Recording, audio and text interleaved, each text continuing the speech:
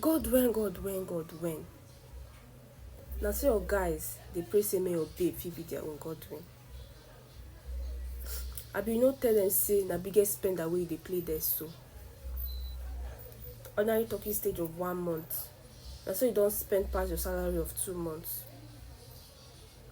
No be your mama will call you yesterday when you be the drop quote.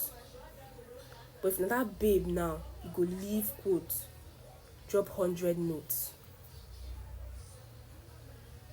God when. God when this thing go end?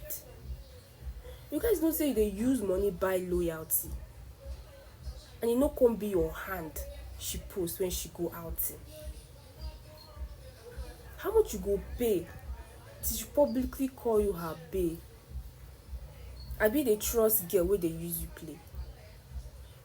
Or you know sabi investment where you go chook the money, we go let her turn into achievement. This guy you sure say never meant. Now Mumu they pay for love, but you my guy don't pass Mumu, don't oloriburuku. You go pay for Ada, pay for Uche, and still pay for Uju.